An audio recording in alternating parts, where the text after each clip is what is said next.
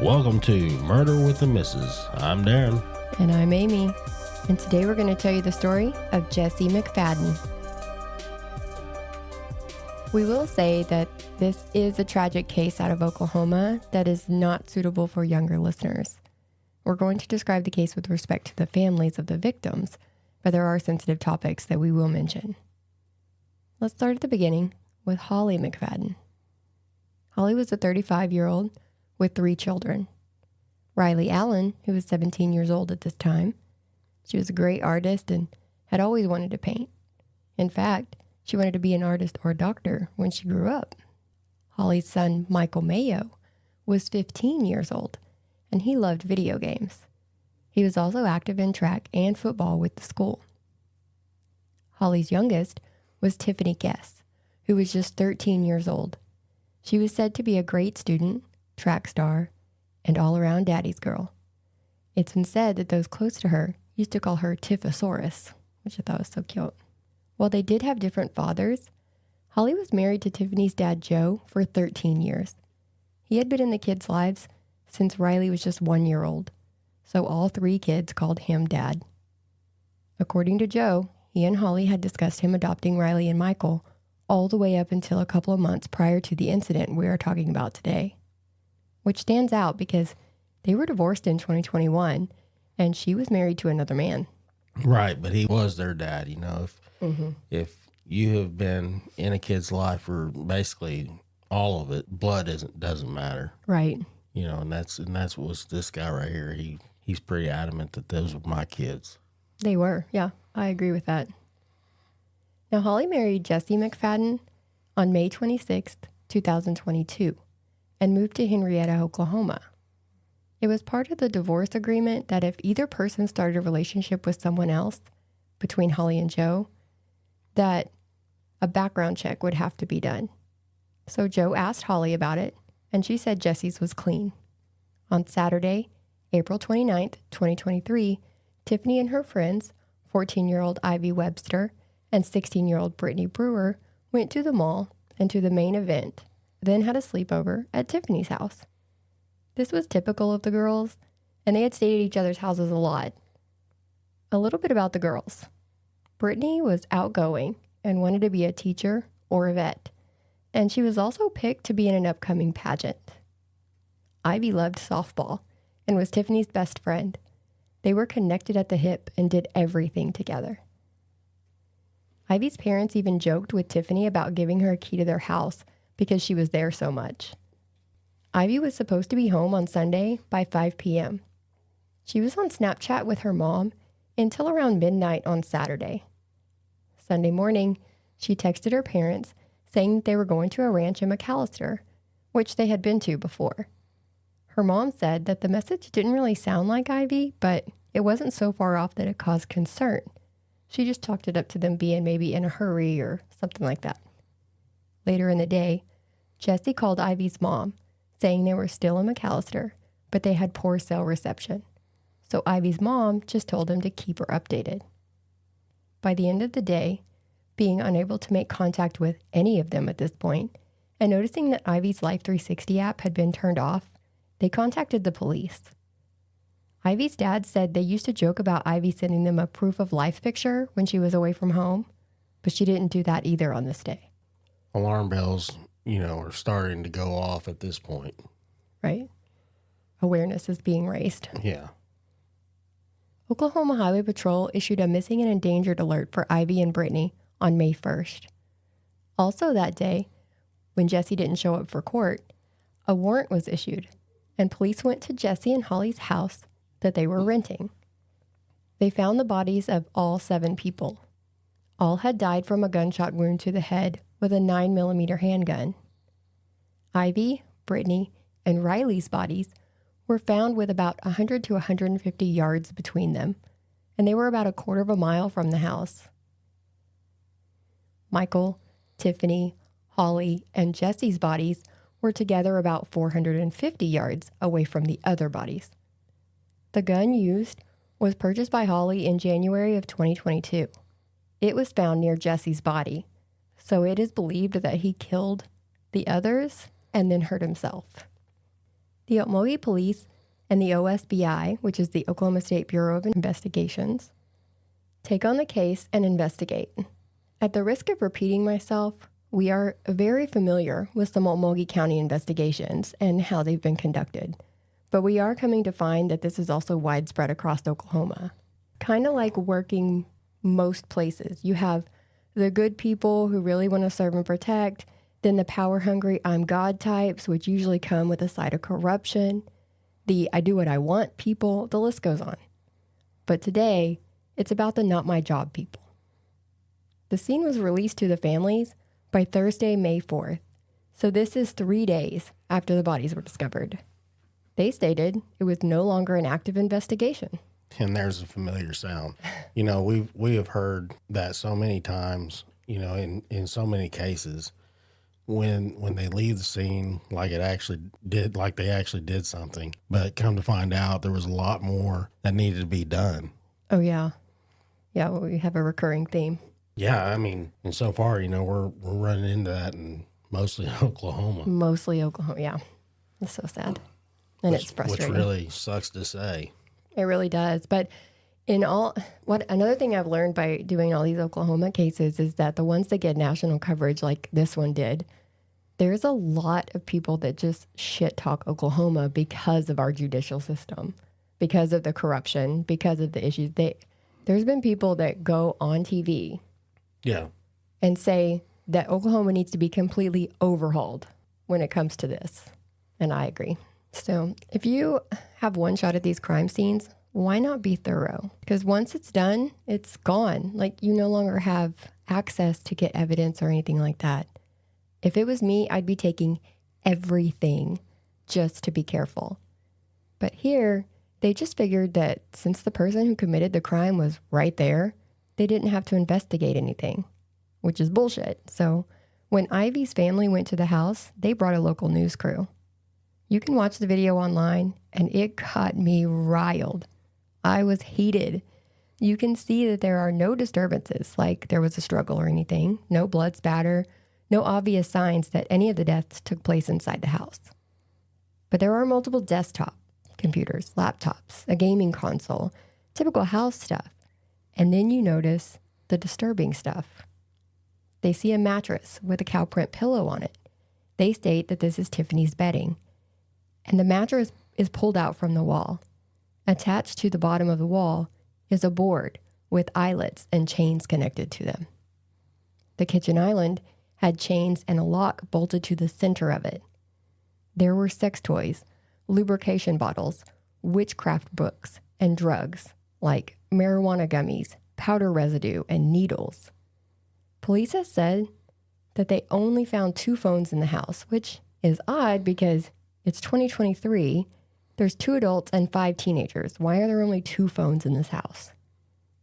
Justin, Ivy's dad, opened a cabinet in what looks to be the laundry room, and you can clearly see a stack of cell phones on the top shelf. They're right up at the front of the shelf so they can be seen very clearly.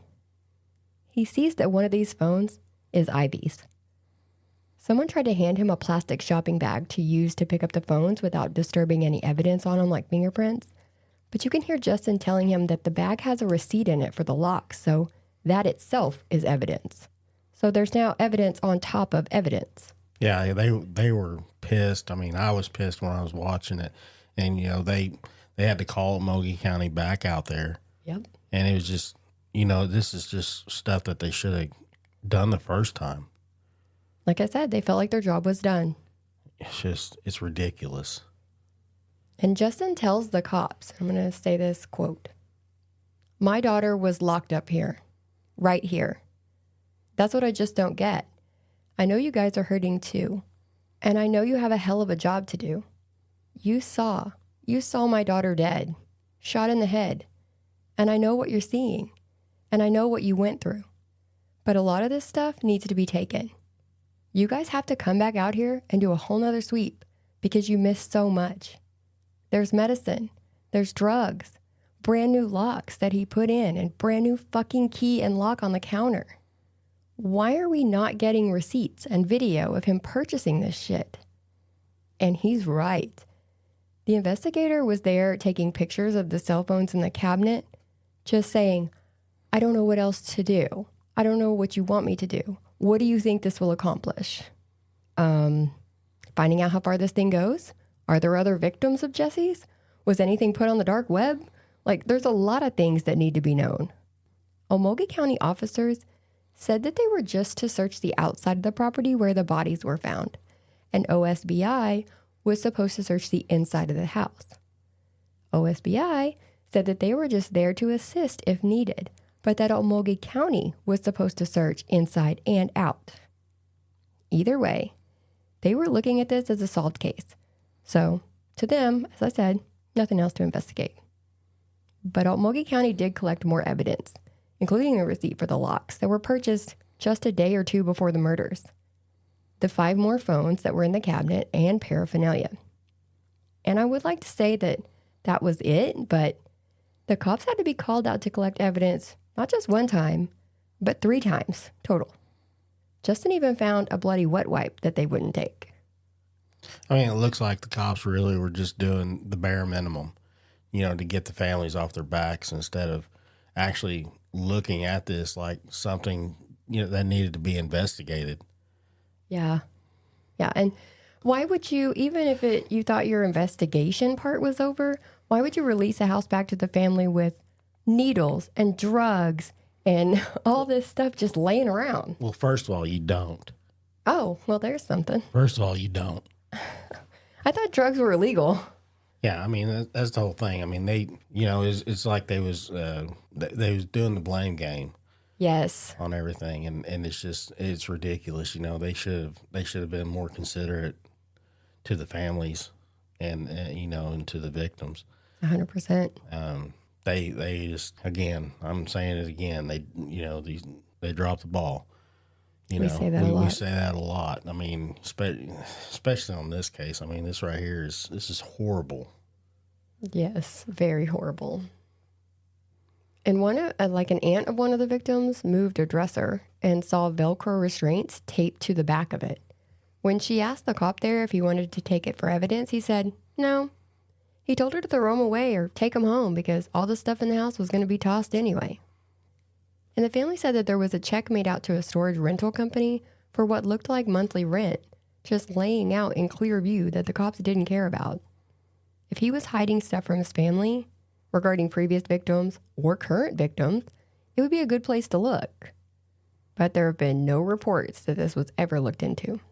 Holly's ex-husband, Joe, who, remember, he treated all of Holly's kids like his own, he didn't even get a call from officials to tell him that his biological daughter was one of the victims, much less the others. He saw it on a Facebook post.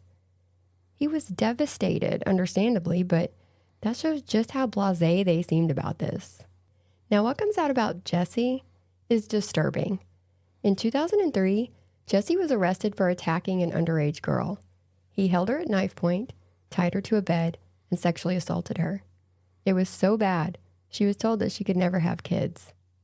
He was charged with first-degree rape by force and fear and got sentenced to 20 years in prison. In prison, he was a level 4 on the good behavior scale, which means he was doing good. But in 2016, he was caught with a cell phone. The phone showed that Jesse had been grooming an underage girl. Reports say that she was about 15. I'll just give you an idea there. There were videos, photos, and texts that showed Jesse was controlling and manipulative. That's a word. Manipulative. He, of course, said he wasn't talking to the young girl. He was talking to her 21-year-old friend. Well, he was bumped down to a level 1 again in the good behavior scale and had new charges in Muskogee County for soliciting sexual conduct / communication with a minor by use of technology and procuring, producing, distributing juvenile pornography. But before long, his excellent inmate status had him back to a level 4, and after serving just 85% of his sentence, he was released early in October of 2020, even though he was still writing letters to the girl he was sexting while in prison. And see, this is the part where I got heated. Yeah. He wrote a letter 11 months after he was arrested in 2003 saying that, he was going to be a better person. Yeah. And that he no longer that longer that he stayed in jail, that the harder it would be for him to make a decent living. Yeah. The judge shut that shit down. Oh, yay for that. But then 13 years later, he acquires a cell phone in prison. Yep. Way to go. Way to go, prison system. Yeah. And he acquires this phone and then does the same shit. Same shit. And then so they knock him down for his good behavior. Whatever. He should have had all of his good behavior taken away and never been able to earn any more good behavior. Yeah. That would be in an ideal world, but not here. And I mean, and that's why that's why the system is so fucked right now. Yes. Is because he should have never got out. No lessons were learned. If you get in trouble 13 years after you've already been in jail for doing something and you're doing the same shit, you've learned nothing. Nothing at all. You've been rehabilitated none. It's not happening. No. Ugh, That's proof right there that you're right back in the same old. Same shit. Yes. Now, see, I personally believe that this type of offender cannot be rehabilitated. It's in their brain, not a behavior that can be corrected. And I've heard stories from sex offenders saying that they can't stop even if they wanted to. And some say they even hate themselves, but they can't control it. He was arrested in Muskogee County in November of 2022 for those new charges, but he was able to bond out to await trial. He didn't have a parole officer or anything that would come to his house and check in randomly. He did self-check-ins where he would go to the sheriff's office every 90 days and fill out a piece of paper and then go back to his freedom. We've seen some of these papers he filled out, and he clearly lists that he is in the home with 3 stepchildren, all teenagers, 2 females, which is his age group. That's what he likes. Yeah. Nobody said anything. Nope. Sorry, I'm getting riled. Well, and the whole thing is he should have never been released. No. He should have never got out on good behavior. No. So if he wasn't let out on good behavior and he had to serve his full term, this right here would have never happened. He would have still been in jail when this happened. He would have still been in jail, and he would have already went to trial for his new charges, which then would have added more time for all his other shit. Boy, I'd hope so. And that means he would have never gotten out. I would hope so. The system has really fucked up here. All the way around. All the way around. Because if you're not a registered sex offender, how do your people around you know? Yes. They always tell you, check the registry. Well, what if they're not on the registry? Yeah. Check the state's registry. That's what everybody does. As soon as you hear that there's a sex offender in your neighborhood, they automatically go to the state's registry. And when it doesn't show up, people are like, We're good. Okay, well, whatever. They don't think check the national registry. Yeah. Which is what he was on. Exactly. And we've heard instances where, even if they are supposed to be registered, we actually know personally that sex offenders don't always register. Don't always register because, it's been 30 days. It don't time out. 30 years. 30 years. 30 years. I'm like, that shit don't time out. No, if you're told you need to register as a sex offender, you remain registered as a sex offender. Yeah, you're a sex offender for fucking life. But the person that we're talking about did not register, and they just stopped, and no one is following up. Nope. Flaws. That's what I'm saying. That was another slip through the crack. I'm not perfect, but when it comes to the safety and well-being of children in my area, I think I'd be a little more diligent. Yeah. If I was in this position. Anyways, Jesse had a cellmate for 16 months, and he said in an interview that when he first met Jesse, he seemed like a clean-cut guy, but after about 6 months, he started sleeping with one eye open because of how weird Jesse was. Jesse had told him that he was in for statutory rape, and it was just a misunderstanding. But the cellmate knew that you don't get 20 years for a misunderstanding. He said that all conversations with Jesse turned sexual, and he caught Jesse stalking the nursing staff and medical. He even looked Jesse up after he was released and came across Jesse and Holly's marriage certificate. You see, he knew Holly. They had been pen pals while he was in prison and kept up with each other. So he texted Holly, saying that he saw that her name changed, and she confirmed that she married Jesse. He then asked how the kids were doing, and her reply was positive, saying that they were getting huge, talking about them growing. Knowing what Jesse was in prison for, the cellie looked up on the sex offender registry and saw that he wasn't there. So at this time, he decided he would go straight to the authorities. He said he was afraid to tell Holly straight on in case Jesse found out and hurt her. So he went to the cops and told them what was going on.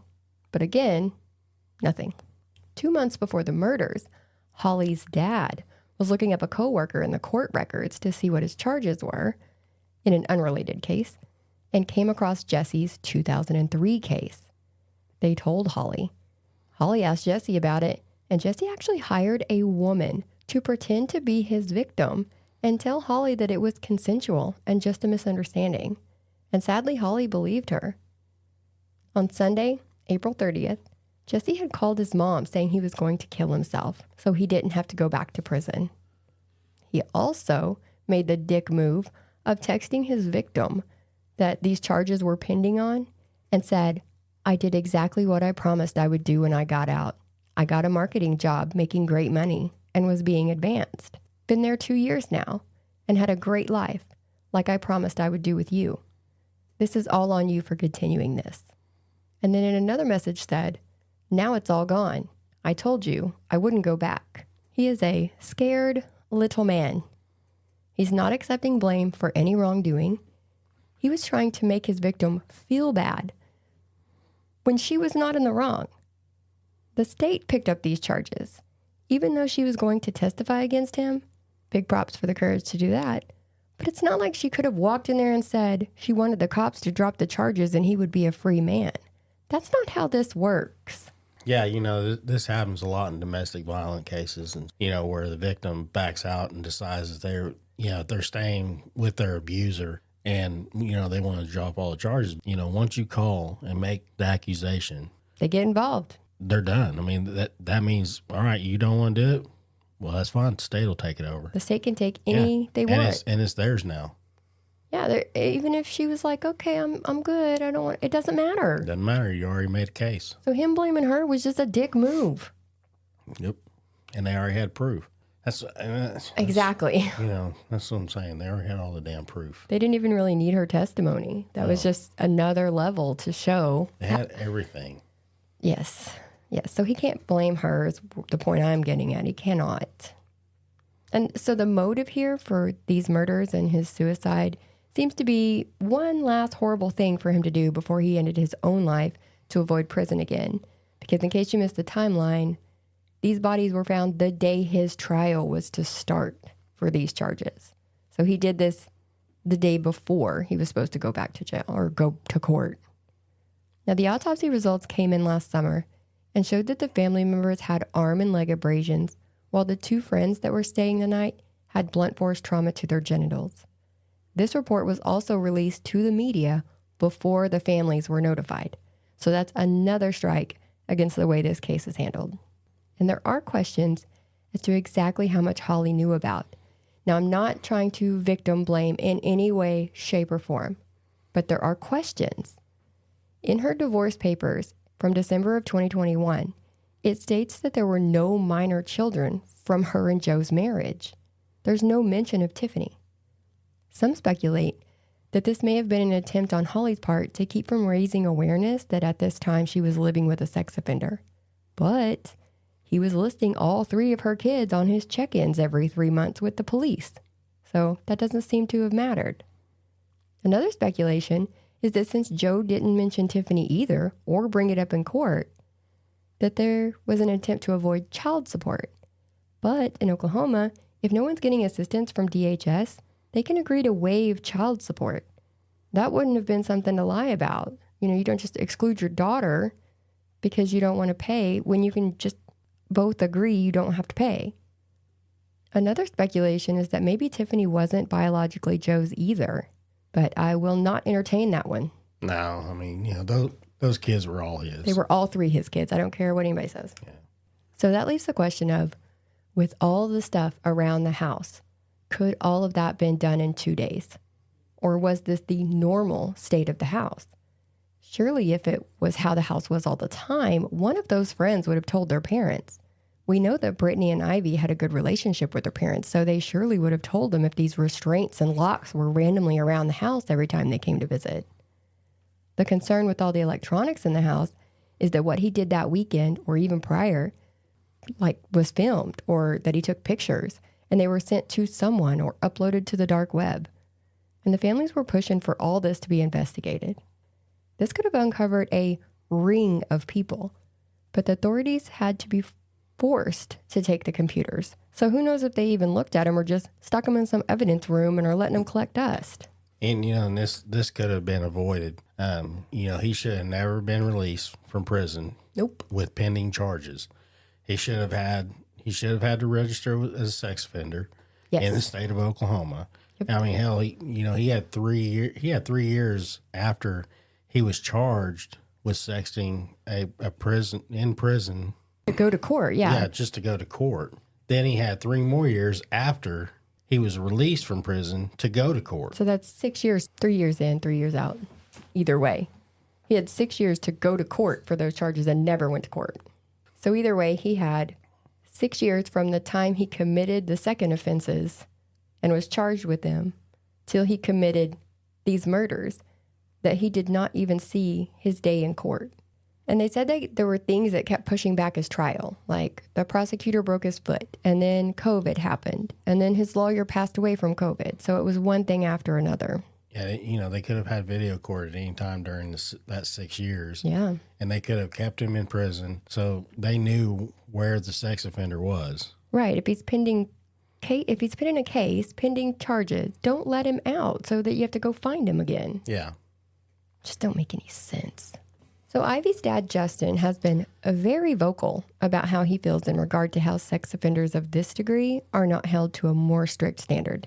He wants signs in their yards. He wants their pictures in schools, stores, public libraries, everywhere so that kids recognize danger when they see it. He wants check-in systems at the schools like Raptor, or some around here are Lobby Guard, but they have to be registered in order to pop up on those machines.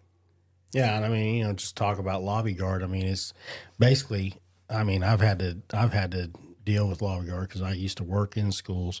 Right. And when you would show up to a school, you get your ID out, you scan it, and if a sex offender or any kind of offense, basically, it would. If it was violent, like a violent offense? If it was a violent offense, if it popped up on their registry or whatever, basically what happened was it would send a signal to the police department. Perfect. Within 30 seconds to, say, 2 minutes.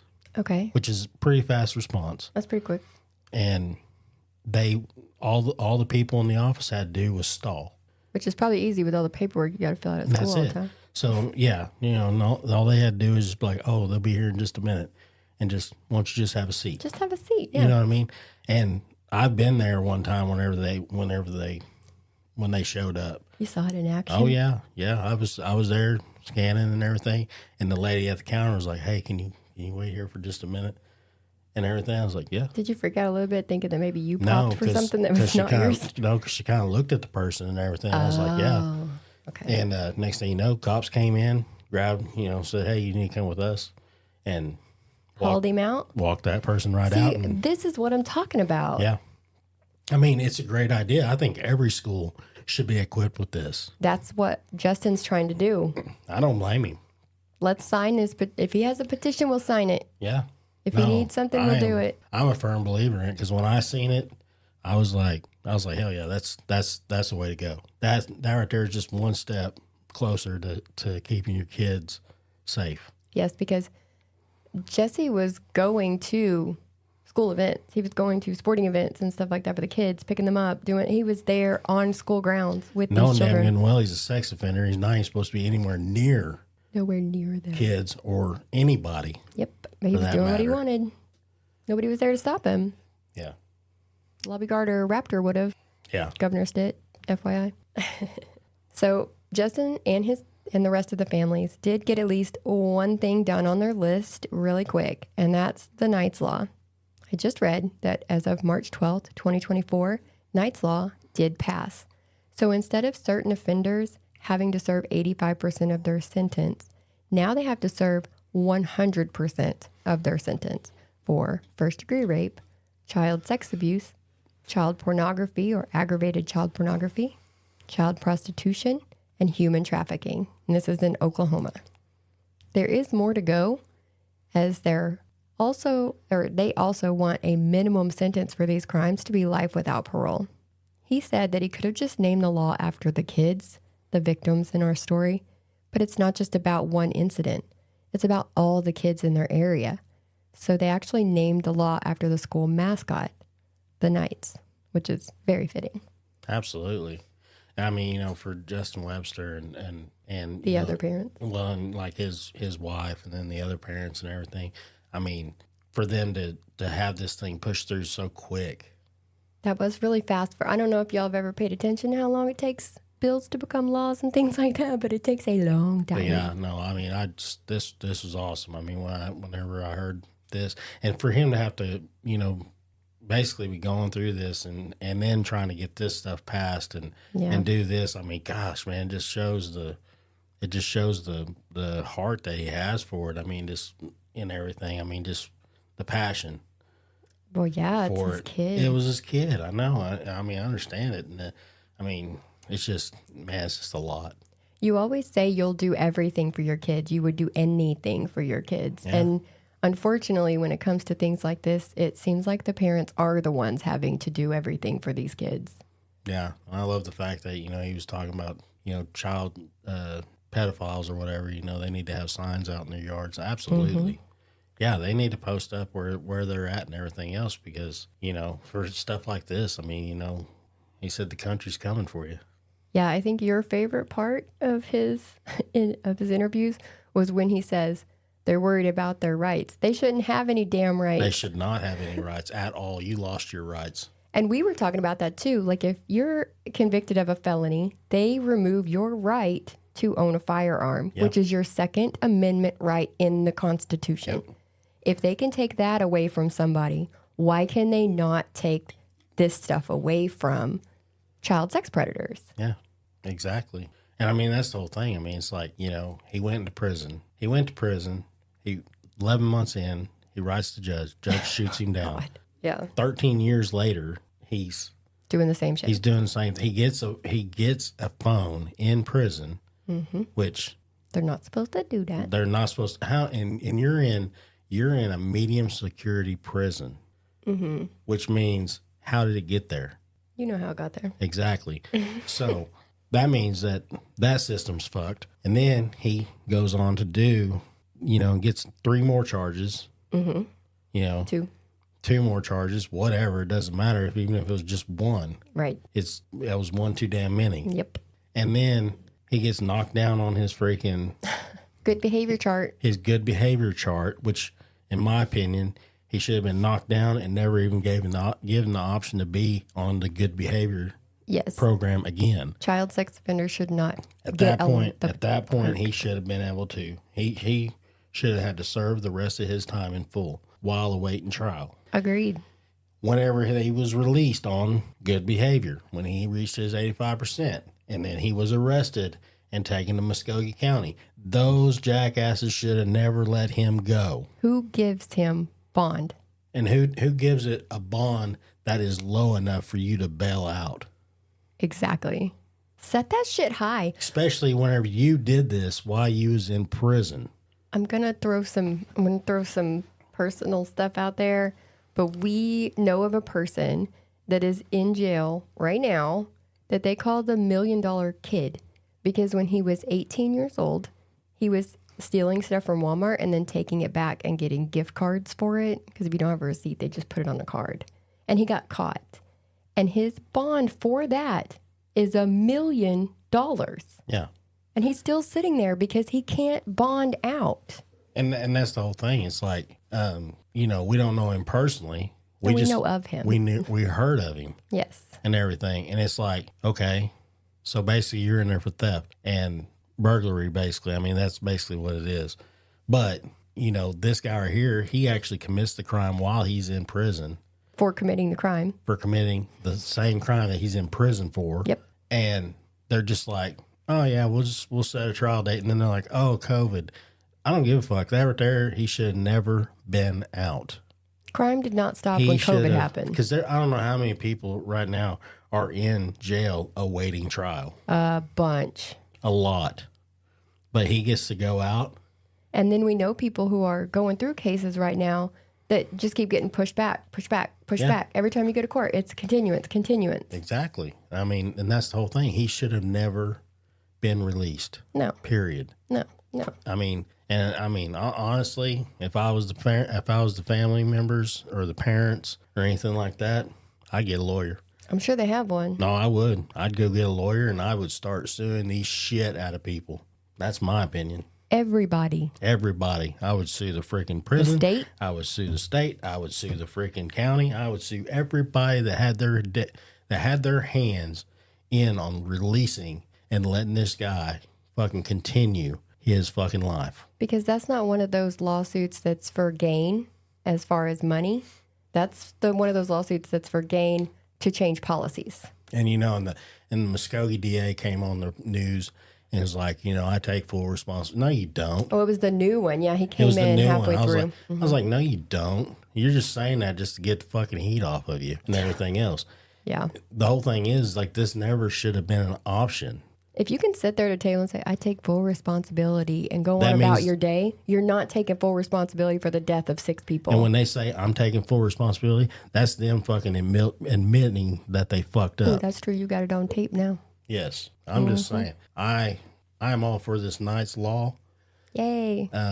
Absolutely. Yep. I mean, 110,000%. Yes. Because this right here should never happen to a family. And this was such a sad story. And hopefully this will help prevent something like this in the future. Absolutely. I mean. Can't imagine. Man. Fuck that guy. Yeah, screw that guy. Well, this was the end of this one. We got to go cool off. This one was a rough one because I really got heated on the whole system on this one right here because this should have never even happened. Nope. But I hope you guys join us next time. Have a great night. Bye.